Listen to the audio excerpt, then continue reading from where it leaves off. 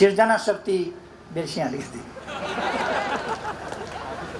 सिर्जना शक्ति हुँदैन, कहिले पनि हुँदैन विफल।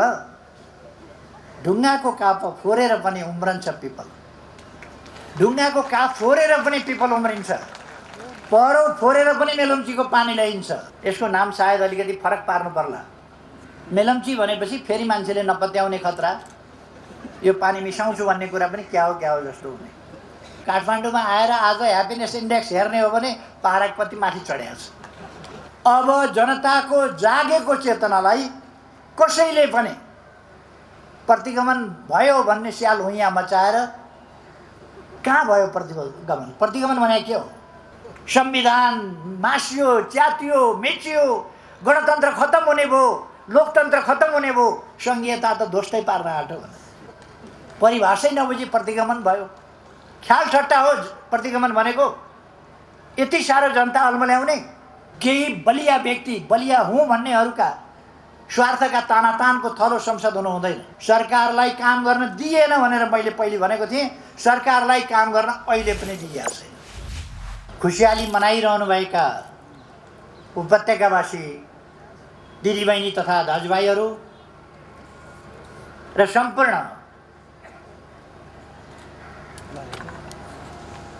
दिदीबहिनी तथा दाजुभाइहरू, आज एउटा विशेष खुसीको दिन। यस खुसीको अवसरमा म काठमाडौँवासी दाजुभाइ दिदीबहिनीहरूलाई हार्दिक बधाई भन्न चाहन्छु कि अब काठमाडौँवासी दाजुभाइ दिदीबहिनीहरूले खाने पानीको सुविधा क्रमशः प्राप्त गर्दै जानुहुनेछ र केही समयभित्र यसलाई पूर्ण रूपमा प्राप्त गर्नुहुनेछ। यसका निम्ति विशेष बधाई भन्न चाहन्छु। यस कार्यलाई सफलतासम्म पुर्याउने मन्त्रालय मातहतका सबै यस योजना आयोग यस आयोजनासँग सम्बन्धित सम्पूर्ण प्राविधिक र अन्य मित्रहरू सबैलाई र यस कार्यमा योगदान गर्ने, यसको प्रारम्भदेखि अहिलेसम्म यहाँसम्म ल्याइ पुर्याउन योगदान गर्ने सबैमा हार्दिक धन्यवाद ज्ञापन गर्न चाहन्छु।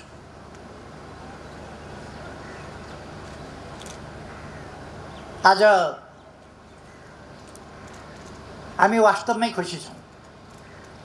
फेरि हामीले एउटा नयाँ सफलता प्राप्त गरेका छौँ। हाम्रा विकासका प्रयासहरूलाई फेरि एक कदम अगाडि बढाएका छौँ। अघि नै पूर्ववक्ता साथीहरूले भनिसक्नुभयो, चिर प्रतीक्षित मेलम्ची खानेपानी आयोजना आज साकार भएको छ, अथवा यो आयोजनाको सफलता लामो समयदेखिको प्रतीक्षाको विषय थियो। यसको परिकल्पना धेरै अगाडि गरिएको थियो। झन्डै 3 दशक यसले यस बिन्दुसम्म आइपुग्न लगायो र हामीले विगत केही वर्ष यता यस सफलताको दिन साकार पार्नका लागि कामलाई तीव्रता दिने प्रयास गर्यौँ, जसको फलस्वरूप पनि आज हामी यस बिन्दुमा आइपुगेका छौँ। यस अवसरमा म यस आयोजनाको सन्दर्भमा प्राविधिक त्रुटिको कारणले आफ्नो जीवन गुमाउने इन्जिनियर र अरू गरेर 2 जना कर्मचारीहरू उहाँहरूप्रति श्रद्धासुमन अर्पण गर्न चाहन्छु र उहाँहरूका परिवारजनमा संवेदना व्यक्त गर्न चाहन्छु। यस्ता प्राविधिक त्रुटिहरू नहुनु पर्थ्यो, तर भए त्यो बेग्लै विषय छ। तर नभइकन यो आयोजना सफल हुन सक्थ्यो, अलिकति लापरवाहीले गर्दा त्यो दुर्घटना भयो। अब आगामी दिनमा हामी यस्ता कुराहरूबाट सजग हुनेछौँ। आज 8.5 करोड लिटर काठमाडौँमा वितरण भइरहेको छ पानी। अब यसलाई बढाउँदै लगेर अहिलेको क्षमता भनेको 17 करोड लिटर हो, त्यस क्षमतासम्म पुर्याइनेछ र यही टनेलबाट पानी आउने हो, याङ्रीको पनि लार्गेको पनि 17 करोड लिटर, तर यसै टनेलबाट आउने हो। त्यसकारण अब दुईटा हिसाबले, हाम्रो तदारुकताका हिसाबले पनि अब अनावश्यक लामो समय लिन सक्दैन। अर्को मुख्य रूपमा टनेलको काम त्यो सम्पन्न भएको छ, यसै टनेलबाट आउने हो। त्यसकारण अब हामीले लामो समय प्रतीक्षा गर्नु पर्दैन। मलाई लाग्छ हामी सायद 81 साल नयाँ वर्ष सुरु गर्दा अब 3 वर्षपछि याङ्री र लार्गेको पानी पनि काठमाडौँमा झार्न सक्नुहुनेछ। त्यसपछि काठमाडौँको वितरण कार्य पुरा हुनेछ। म मन्त्रालयलाई र सम्बन्धित विभागलाई यस सम्बन्धमा तदारुकताका साथ त्यसै गरी काम अगाडि बढाउन निर्देशन पनि भन्न चाहन्छु। प्राविधिक हिसाबले मैले हिसाब गरेको छैन कति समय लाग्छ, तर ढिलोमा पनि त्योभन्दा बढी लाग्नु हुँदैन, किनभने मुख्य काम सकिएको छ। अब हामीले अरू नदीहरूबाट यसमा मिसाउने मात्रै कुरा हो। अब मिसाउने आयोजना, यसको नाम सायद अलिकति फरक पार्नु पर्ला। मेलम्ची भनेपछि फेरि मान्छेले नपत्याउने खतरा, यो पानी मिसाउँछु भन्ने कुरा पनि क्या हो जस्तो हुने। त्यसकारण यसलाई अर्को नामले, कुनै नामले, तर छिटै ल्याउने गरी यसलाई अगाडि बढाउनु उचित होला भन्ने मलाई लाग्छ। तर अब अविश्वास गर्नुपर्ने अथवा काम हुँदैन कि भनेर ठान्नुपर्ने अवस्था छैन। म भन्न चाहन्छु, कोभिड-19ले विश्व थला परिरहेको बेला हामीले विकास निर्माणका कामहरूलाई लगातार अगाडि बढाएका छौँ र सफलताका साथ अगाडि बढाएका छौँ।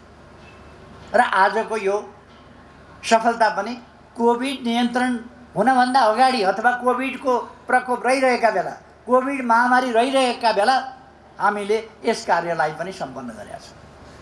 अथवा कोभिडसँग हामी सङ्घर्ष पनि गरिरहेका छौँ।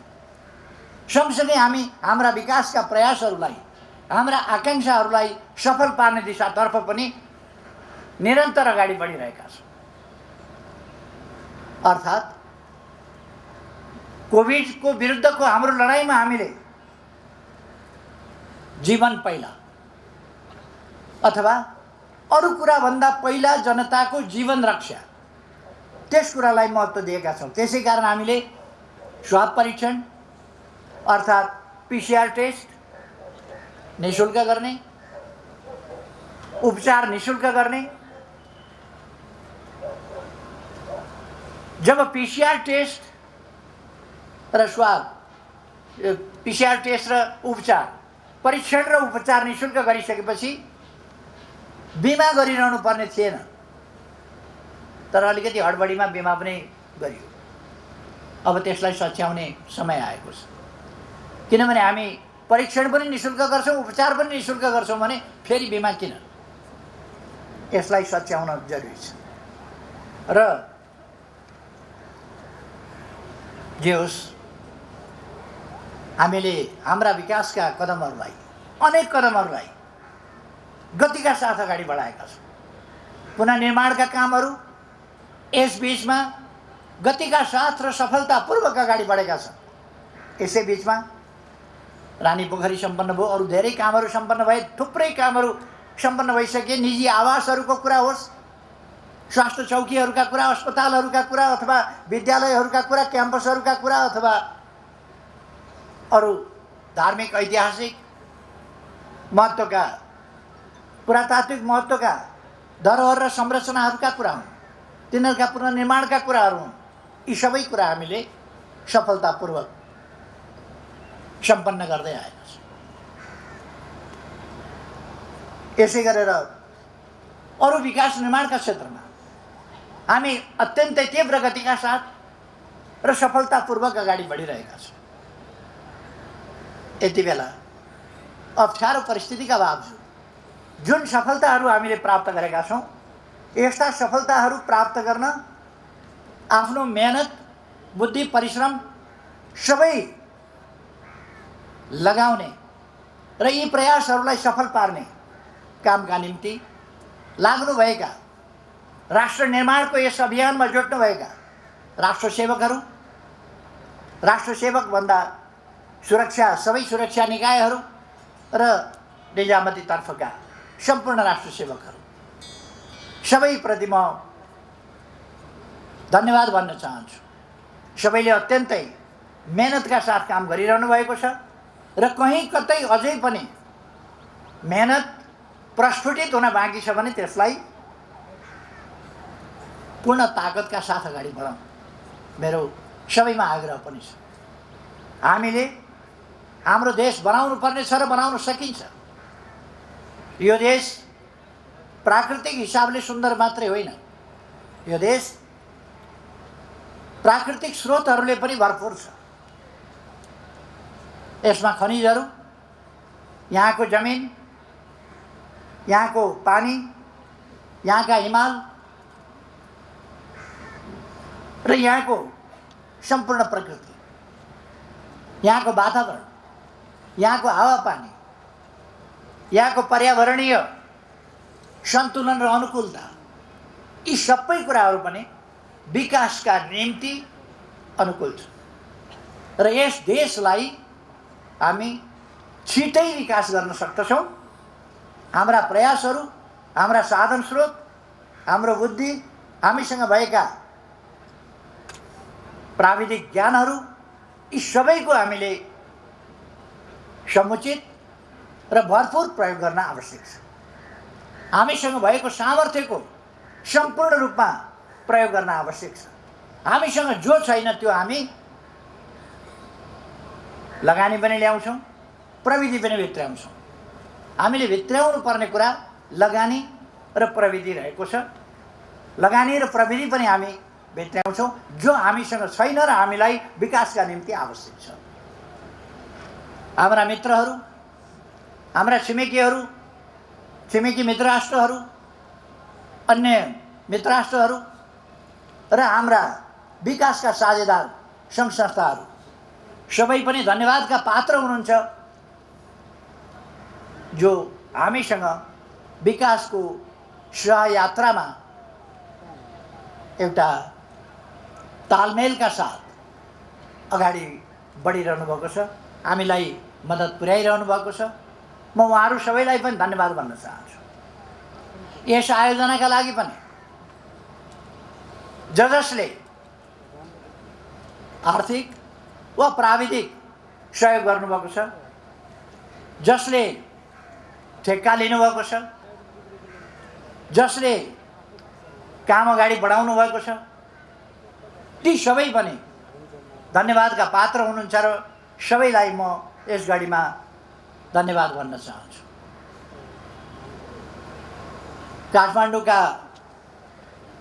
काठमाडौँ महानगरका मेयरले कतिपय महत्त्वपूर्ण कुराहरू उठाउनु भएको छ। जहाँ सेवाग्राहीले सेवा प्राप्त गरेको छैन, प्राप्त नगरेको सेवामा शुल्क अझ त्यसमाथि जरिमाना समेत लाग्ने स्थिति भन्ने मैले सुने। म आफै पनि अचम्म परेको छु। जसले सेवा नै प्राप्त गरेको छैन, सेवा प्राप्त नगरिकन सेवा शुल्क तिर्नुपर्ने, यो हुनै सक्दैन। भएको छ भने सच्याइ नै छ र कुनै पनि निकायबाट त्यस्तो खालको गतिविधि भएको छ भने सबै निकायलाई म भन्न चाहन्छु, जहाँ सेवा दिएको छैन त्यहाँ सेवा शुल्क लिन पाइँदैन, लिन मिल्दैन। जुन सेवा लिन मिल्दैन त्यसमाथि त्यसमा पेनल्टी गर्न, जरिमाना गर्न झन् मिल्दैन। बिना गल्ती कमजोरी सरकारको, सेवा उपलब्ध सरकारले गराउन सकेका छैन आफ्नो कमजोरीको कारणले, सरकारको कमजोरीमा अनि सेवा पुर्याउनु पर्ने सेवाग्राहीलाई सेवा पुर्याउन नसके बापत उल्टै सेवा याचना गर्नुपर्ने ठाउँमा दण्डित गर्नुपर्ने कुरा यो किमार्थ उचित हुन सक्दैन। म यहाँहरूलाई भन्न चाहन्छु, सेवा प्राप्त नगरेका सेवाग्राहीले सेवा शुल्क पनि तिर्नु पर्दैन र त्यस बापत कुनै जरिमाना पनि तिर्नु पर्दैन। अरू धेरै कुराहरू मैले भन्ने भन्दा पनि आज एउटा खुसीको दिन हो। हामीले चौतर्फी रूपमा प्रगति गरिरहेका छौँ। केही तालमेलहरू हामीले मिलाउन पनि बाँकी छ। सहकार्य गर्दा सहकार्यको तरिकाले अगाडि बढ्न जरुरी छ। हाम्रा सरकारी निकायहरूका बिचमा, मन्त्रालयहरूका बिचमा, विभिन्न मन्त्रालय अन्तर्गतका विभागहरूका बिचमा, खास गरी विकास निर्माण र पूर्वाधार निर्माणका त्यस्ता मन्त्रालय र विभागहरूका बिचमा समन्वयात्मक ढङ्गले काम हुन जरुरी छ र सहकार्यको तरिकाले काम हुन जरुरी छ। अघि भने जस्तै एउटाले बाटो बनाउँदै जान्छ, त्यसपछि अर्काले फेरि भत्काउँदै जान्छ, एउटाले सफा गर्दै जान्छ, अर्कोले फेरि खाल्डा बनाउँदै जान्छ, एउटाले चिल्लो पार्दै जान्छ, अर्काले उबडखाबड बनाउँदै जान्छ। यो खालको असंयोजित सिलसिला अन्त्य गर्नुपर्दछ। यस सम्बन्धमा मैले विभिन्न मन्त्रालयहरूलाई निर्देशन दिइसकेको छु पहिले नै, र अब त्यस्तो हुनेवाला होइन, अब त्यस्तो हुँदैन। यो पूर्वाधार विकासका कामहरूमा सडक निर्माण गर्न छ भने सडक निर्माण गर्नेले खानेपानीलाई, ढललाई अरू तारहरू बिछ्याउनु होला, केही बिछ्याउनु होला, त्यस्तो छ भने ती सम्बन्धित जुन जुन त्यो सडक बिगार्ने सक्ने सम्भावनाका कार्यालय छन् तिनलाई पूर्व सूचना दिने, पूर्व सूचना दिएर हामी यसरी यो सडक यसरी निर्माण गर्दैछौँ, त्योभन्दा अगाडि तपाईँहरूले केही गर्नु छ भने गर्नुहोस् भन्ने कुरा जानकारी दिने। यदि त्यो जानकारी पाएर पनि त्यो मन्त्रालयले काम गर्दैन, त्यो विभागले काम गर्दैन र पछि आएर सडक खन्छ भने जस्ताको तस्तै बनाउने फेरि उसको दायित्व हुन्छ। तर सजिलैसँग जस्ताको तस्तै बनाउन यो सरकारी खर्चको कुरा हो। त्यसकारण उपयुक्त कारण बिना कुनै पनि मन्त्रालय वा विभागले समन्वयात्मक काम नगरेर पर्खेर बस्ने अनि सरकारी खर्च त हो के हो र फेरि बनाइदिउँला भन्ने खालको अनुत्तरदायी जवाब दिएर हुँदैन। त्यसमा डबल खर्च हुन्छ र अझ बढी खर्च हुन्छ त्यो भत्काएर बनाउँदा। भत्काएर बनाएको चिज फेरि कच्ची हुन्छ। त्यसकारण पहिले नै समन्वयात्मक ढङ्गले काम गर्नका लागि म विभिन्न मन्त्रालय र विभागहरूलाई पनि यस कार्यक्रम मार्फत पनि निर्देशित गर्न चाहन्छु। वास्तवमा समन्वयात्मक ढङ्गले काम गर्न मैले पहिले पनि मन्त्रालय र विभागहरूलाई निर्देशन गरिसकेका छु। समन्वयात्मक ढङ्गले काम हुनुपर्दछ र एक अर्काका कामहरू बाजिनु हुँदैन, ती एउटा तालमा हिँड्नु पर्दछ, एउटा लयमा विकासका कामहरूलाई हामीले अगाडि बढाउनु पर्दछ। अब हामी विभिन्न क्षेत्रमा नै विकासका कामलाई अगाडि बढाइरहेका छौँ। त्यसै कारण ह्याप्पिनेस इन्डेक्स, संयुक्त राष्ट्र सङ्घले ह्याप्पिनेस इन्डेक्स प्रकाशित गर्दा नेपालको प्रगति धेरै छ। त्यो पोहोर साल आकलन गरेको ह्याप्पिनेस इन्डेक्स हो। यस वर्ष गऱ्यो भने कोभिडका बावजुद काठमाडौँमा आएर आज ह्याप्पिनेस इन्डेक्स हेर्ने हो भने पहाड कति माथि चढेको छ, ग्राफ कति माथि चढेको छ। बाटाहरूले ह्याप्पिनेस इन्डेक्सलाई माथि चढाएको छ। हाम्रा अरू प्रयासहरूले, धरारा निर्माणले ह्याप्पिनेस इन्डेक्सलाई माथि चढाएको छ। रानी पोखरी, बाटाको ब्युटिफिकेसन, सौन्दर्यकरण र रोजगारीका अवसरहरूको सिर्जना, यस्ता कुराहरूले अगाडि बढाएको छ। म आम दाजुभाइ दिदीबहिनीहरूलाई भन्न चाहन्छु, सरकारको ध्यान देशप्रति छ, सरकारको ध्यान जनताप्रति छ, देशको हितको रक्षा, जनताका अधिकारको रक्षा र जनतालाई थप बढीभन्दा बढी सुविधा लगातार थप्दै जाने, उपलब्ध गराउँदै जानेतर्फ सरकारको ध्यान गएको छ। त्यसका निम्ति विकासका प्रयासहरूलाई अगाडि बढाउनुपर्छ। सरकारको ध्यान विकासका प्रयासहरूलाई अगाडि बढाउनेतिर छ, सफलताका साथ अगाडि बढ्नेतिर छ। कतिपय कराउँदै गर्छन्। म दाजुभाइ दिदीबहिनीहरूलाई निश्चिन्त रहन आग्रह गर्न चाहन्छु, निश्चिन्त रहन। अब जनताको जागेको चेतनालाई कसैले पनि प्रतिगमन भयो भन्ने स्याल हुइयाँ मचाएर, कहाँ भयो प्रतिगमन? प्रतिगमन भने के हो? परिभाषै नबुझी प्रतिगमन भयो। ख्याल ठट्टा हो प्रतिगमन भनेको। यति साह्रो जनता अल्मल्याउने, कोही शासनमा पुग्न पायो भने क्रान्ति भइहाल्ने, कोही शासनमा पुग्न पाएन भने प्रतिगमन भइहाल्छ, कोही प्रधानमन्त्री हुन पाएन भने प्रतिगमन हुन्छ।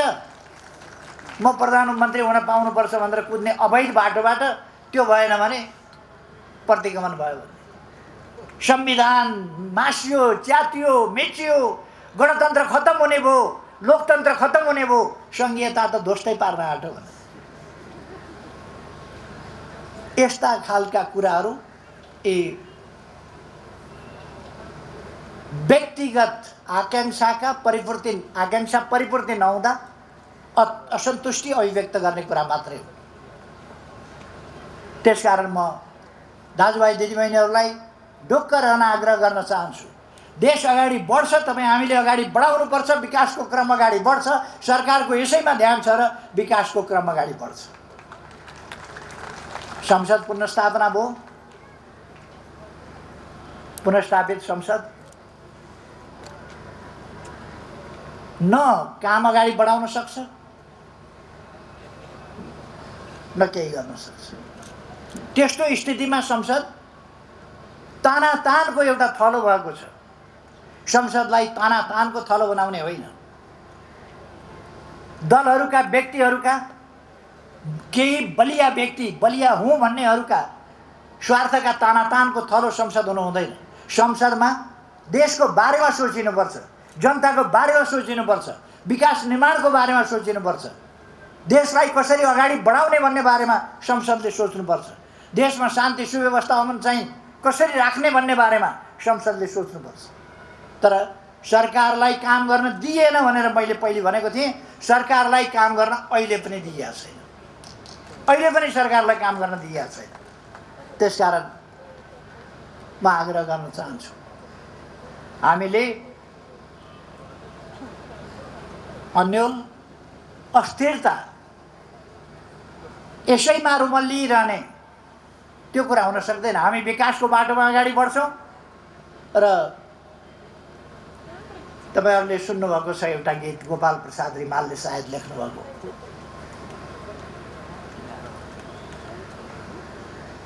ढुङ्गाको काप फोरेर पनि उम्रन्छ पिपल, सिर्जना शक्ति हुँदैन कहिले, सिर्जना शक्ति बिर्सिया अलिकति, सिर्जना शक्ति हुँदैन कहिले पनि हुँदैन विफल, ढुङ्गाको काप फोरेर पनि उम्रन्छ पिपल। ढुङ्गाको काप फोरेर पनि पिपल उम्रिन्छ, पहरो फोरेर पनि मेलुम्चीको पानी ल्याइन्छ, याङ्ग्री र लार्केको पानी पनि ल्याइन्छ। भुइँचालोले भत्कायो भने फेरि दरहरा अब भत्काउन नसक्ने गरीको अझ बलियो, अझ हल्को, अझ मजबुत बनाइन्छ। रानी पोखरी भत्कायो भने फेरि अझ राम्रो बनाउने हाम्रो नारा अन्तर्गत अझ राम्रो बनाइन्छ। बनाएका छौँ हामीले, धरारा पनि अब छिटै नै तयारी भइसक्दैछ। सम्भवतः वैशाखको सुरुमा हामी त्यसको उद्घाटन गर्ने अवस्थामा पुग्छौँ। भएन, एकदमै ढिलो भयो भने पनि पहिलो वा दोस्रो हप्तासम्ममा हाम्रो इतिहासको गौरव झल्किने, आधुनिकता समेत टल्कने दरहरा निर्माण हुनेछ। हामीले हाम्रो निर्माणको सन्दर्भमा भनेका छौँ हाम्रो इतिहास गौरवपूर्ण छ। गौरवपूर्ण इतिहास हाम्रा निर्माण कार्यहरूमा झल्किनु राम्रो हुन्छ र हामी इतिहास झल्काउने नाउँमा पुरानै कुराहरूमा मात्रै अल्झिरहँदैनौँ। इतिहास झल्किनुपर्छ, तर आधुनिकता, आधुनिक प्रविधि, आधुनिक विज्ञान, आधुनिक ज्ञान, हाम्रो आधुनिक क्षमता त्यो पनि टल्किनुपर्छ। त्यसर्थ हामी त्यस ढङ्गले अगाडि बढिरहेका छौँ। यति बेला म सम्पूर्ण खुसियाली मनाइरहेका काठमाडौँवासी दिदीबहिनी दाजुभाइहरूमा र खास गरी हाम्रा दिदीबहिनीहरू जो पानीको समस्याका लागि सबभन्दा बढी तडपिनुपर्छ, योगदान गर्नुपर्छ, दुःख गर्नुपर्छ, उहाँहरूको खुसी, त्यस खुसीमा म पनि सामेल हुन चाहन्छु। म खुसी साट्न चाहन्छु। अब म धेरै समय लिन, सम्माननीय राष्ट्रपतिज्यू, आजको यस ऐतिहासिक एउटा सफलताको क्षणमा, काठमाडौँवासीको खुसीको क्षणमा, लामो समयदेखिको सपना साकार भएको क्षणमा यहाँ उपस्थित भएर